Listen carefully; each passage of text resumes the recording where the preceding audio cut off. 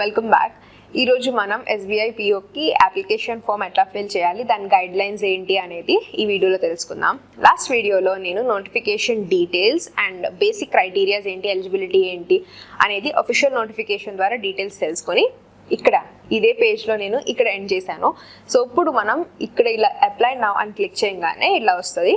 Allow అని click చేసి ఈ పేజ్కి రీడైరెక్ట్ అవుతారు. సో ఈ పేజ్లో మీకు ఫస్ట్ ఇంపార్టెంట్ డేట్స్ ఉంటాయి, తర్వాత ఆల్రెడీ రిజిస్టర్ అయిన ఉన్న వాళ్ళు ఉంటారు. సో వాళ్ళు మీరు డైరెక్ట్గా మీ registration number, password, security code పెట్టి సబ్మిట్ చేస్తే మీకు డైరెక్ట్గా అప్లికేషన్ స్టేజ్ ప్రాసెస్ అనేది మీకు అంతా ఓపెన్ అయిపోతుంది. లేదు మాకు తెలీదు, ఫస్ట్ టైం మీరు రిజిస్టర్ చేసుకోవాలనుకుంటే ఇక్కడ క్లియర్ కనిపిస్తుంది, click here for new registration. అది కనుక క్లిక్ చేస్తే ఈ పేజ్ ఓపెన్ అవుతుంది. దీంట్లో మీకు 6 స్టెప్స్ ఉంటాయి. ఫస్ట్ బేసిక్ ఇన్ఫో, తర్వాత photograph and signature, details, preview అంటే మీకు అంత క్లియర్గా మళ్ళీ మీ డీటెయిల్స్ అని చూసుకోవడానికి, ఏమైనా అప్లోడ్స్ చేయాలి అనుకుంటే మీ డిక్లరేషన్, స్కాన్ డాక్యుమెంట్స్ ఇవన్నీ, and last payment of the fees. ఎవరైతే కేటగిరీ వాళ్ళు పే చేయాలో last section payment of the fees, ఆ తర్వాత మీరు సబ్మిట్ చేయొచ్చు. So first name. సో ఇక్కడ మీకు రెడ్ మార్క్ ఉన్న మాత్రం కంపల్సరీ ఫిల్ చేయాలి. సో ఇక్కడ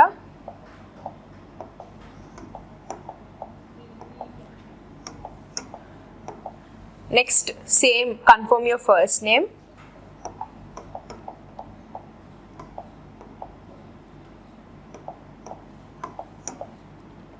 next middle name,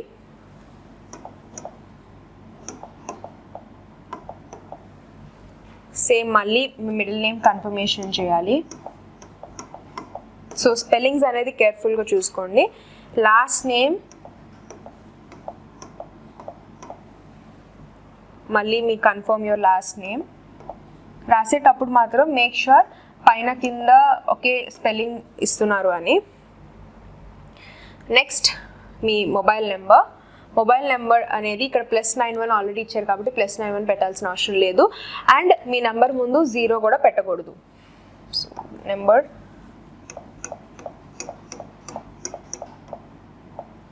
next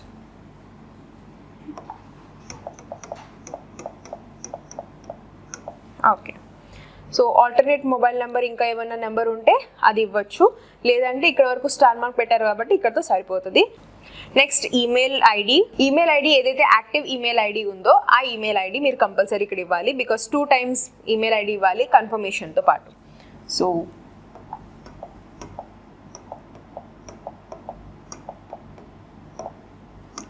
IT freshers now. ఇక్కడ @ ఆల్రెడీ ఇచ్చారు కాబట్టి సో ఇక్కడ మీరు డొమైన్ సెలెక్ట్ చేసుకోవచ్చు, @gmail.com. So same. And next confirm your email.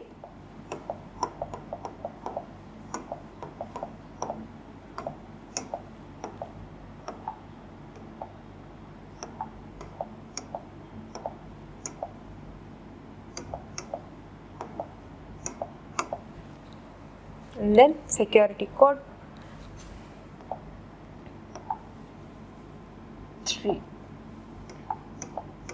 39FF. ఆ తర్వాత and next save and next కనుక చేస్తే, సేవ్ అండ్ నెక్స్ట్ వచ్చినాక మీకు ఒకవేళ నెక్స్ట్ స్టేజ్కి కనుక వెళ్ళకపోతే మీకు ఏదో ఎర్రర్ వచ్చింది అని, so for example invalid value for the first name అని వచ్చింది. సో అట్లాగా ఎక్కడ ఏ స్టేజ్లో అన్నా మీకు ఇన్వాలిడ్ అని కనుక వస్తే మళ్ళీ క్రాస్ చెక్ చేసుకుని అప్పుడు మీరు సేవ్ అండ్ నెక్స్ట్ చేయండి.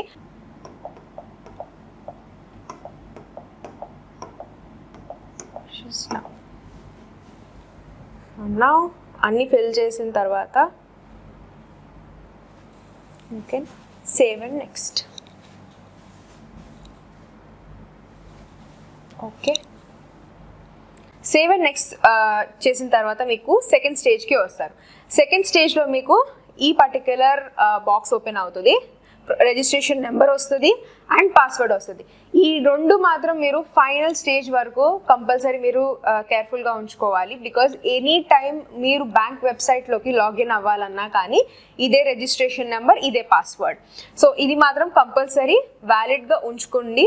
అండ్ రిజిస్ట్రేషన్ అనేది మీ అప్లికేషన్ ఫీజ్, ఇంటిమేషన్ ఛార్జెస్ ఇవంతా మీకు కన్ఫర్మేషన్ ఈమెయిల్కి వస్తుంది. సో ఈమెయిల్ కూడా మీరు యాక్టివ్ ఈమెయిల్ ఐడి ఇవ్వమని చెప్పాను. సో సేమ్ మీకు ఈమెయిల్ ఐడిలో వస్తుంది. రిజిస్ట్రేషన్ అండ్ పాస్వర్డ్ని కూడా సేవ్ చేసుకుని పెట్టుకోండి. సో నేను డైరెక్ట్గా ఇక్కడ మై ఫోటోగ్రాఫ్ ఆర్ సిగ్నేచర్ నేను అప్లై చేయట్లేదు కాబట్టి నేనేమీ అప్లోడ్ చేయట్లేదు. సో ఇది just for your information and మీకు ఒక ఐడియా రావాలి అనేసి. సో ఎట్లా రిజిస్ట్రేషన్ నెంబర్ ఏంటి, పాస్వర్డ్ ఏంటి అనేది మీకు ఐడియా వస్తుంది ఇప్పుడు. సో నెక్స్ట్ దీనికి సంబంధించిన గైడ్ లైన్స్ ఏంటి అనేది ఇప్పుడు తెలుసుకుందాం. సో ఇక్కడ మీకు గైడ్ లైన్స్ ఇస్తారు ఆన్లైన్ అప్లికేషన్ ఫిల్ చేసేటప్పుడు ఎలా అప్లై చేయాలి అనేసి. మీ email ID, mobile number, validity ఇచ్చేసారు. Next guidelines for filling మీరు రిజిస్టర్ చేసేసుకున్నారు బ్యాంక్ వెబ్సైట్లో, రిజిస్ట్రేషన్ నెంబర్ వచ్చేసింది.